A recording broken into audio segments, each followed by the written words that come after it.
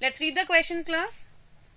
The compound having highest boiling point among the following is. The given options are HF, HCl, HBr and HI.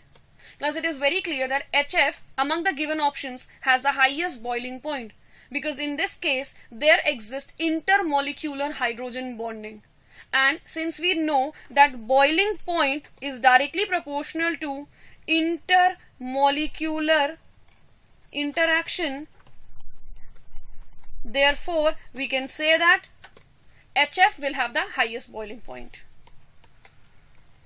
So the correct answer is option number 1. Class, let's move to the next question, which is question number 87. Let's read the question, class. On conversion of N2 to N2 minus, the electron enters in which of the following molecular orbital? The given options are pi, pi star, sigma or sigma star. Class, for this, first of all we have to write the molecular orbital configuration of N2. So let's start. Molecular orbital configuration of N2, since the number of electrons in N2 is 14, it will be sigma 1s2, sigma star 1s2, sigma 2s2, sigma star 2s2, then we have pi 2px2, then pi 2py2, then we have sigma 2pz2. Class, this is the electronic configuration of N2. Now, if we write the molecular orbital configuration of N2 minus, the incoming electron will enter the pi star orbital. It can be either 2px or it can be either 2py. So class, it is very clear that on conversion of N2 to N2 minus, the electron enters the pi star orbital. Therefore, the correct answer for this question is option number 2. Class, let's move to the next question, which is question number 88. Intramolecular hydrogen bond is present in orthonitrophenol, H2O, that is water, CHCl3, which is chloroform, and the last option is paranitrophenol. Class, in this question we have to analyze which molecule has intramolecular hydrogen bonding. Intra means within the molecule. So class, I'm starting with orthonitrophenol. In orthonitrophenol, in which H will have delta plus, O will have delta minus, and then we have NO2 attached on the ortho position.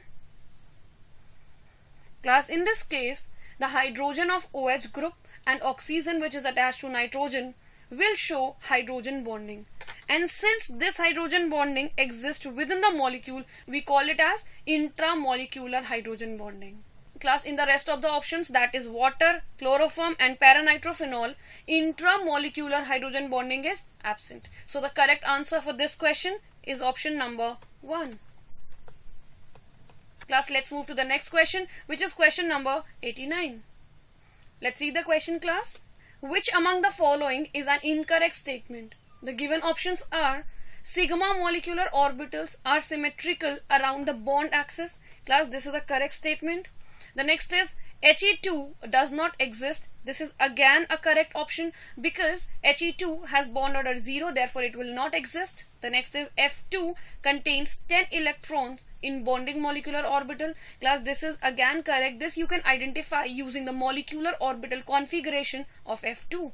The last statement is C2 contains 1 sigma and 1 pi bond. Class, this is an incorrect statement.